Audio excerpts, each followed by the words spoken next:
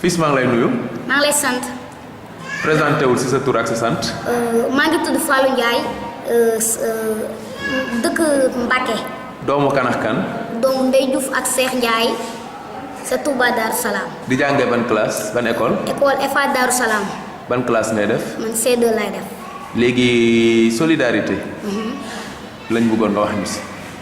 solidarité mais waaw solidarité daal dañu war di dimbalante ndax dimbalante dafa am solo moo tax solidarité fi ñu ko teg du palaasam nga am ku ñëw taxaw wax ñu xalaatam yàlla sunu borom dafa bind wutale ñii dañoo am ñii ñàkk nañu gëm yàlla mi ñu sàkk borom alal yaa ngi dimbalante ñun néew di doole ji fu ñu jëm àdduna dañoo tanante nekkul na yàlla lañu gëm nañu dundal solidarité dañoo war di dimbalante ndax àdduna ñëpp yemuñu dimbalante la yàlla wax ku leen ko waxul da leen di nax moo tax mu wax al muslimu aqul muslim maanaam jullit mooy mbokkam yaara bi fii Daaru Salaam ma gis koo xam ne bu añee du reer bu réeree du ndekki ndeysaan ma gis koo xam ne seeni famille ñëpp a tekki solidarité doonul lu ñuy limité dimbalante moo ñu war donte du waa am jarul ngay xas nit di ko xeeb naan ko lu bon li nga soloo wax ji jëfe ko rek moo ci am solo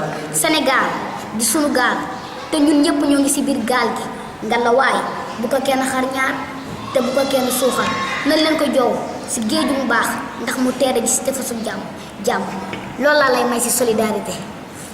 bëgg naa la fils.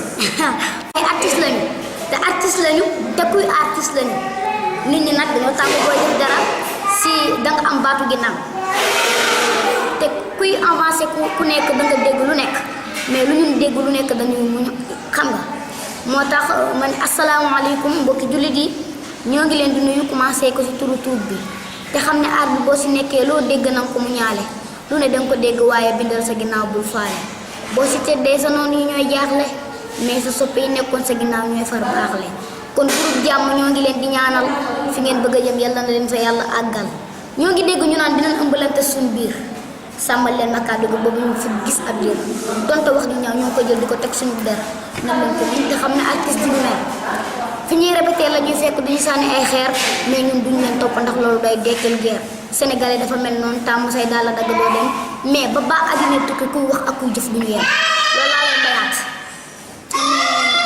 léegi fii nga nekk ni mooy Yoff. waaw fi mooy Yoff. léegi yow nan nga gisee waa Yoff.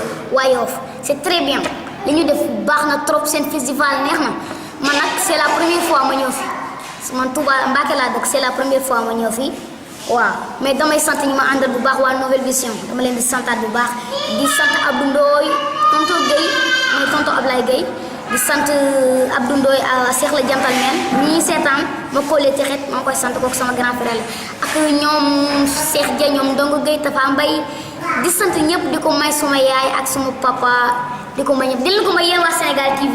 mais doo ko may sa gel bi xanaa. non loolu teel na. amoo ko gel. non xaw ma genn. amoo ko jabar. waaw man amaguma jabar amaguma genn. kañ ngay am gel. man non lu jot yomb rek nañ bàyyi ba si kanam kanam. ba jàng ba pare. voilà am ay diplôme. très bien. ndeysaan ñu ngi lay féliciter Cheikh kontaan nañ bu baax di la ñaanal yàlla une très bonne continuation. peace and love waa Mbacké. merci. Fege.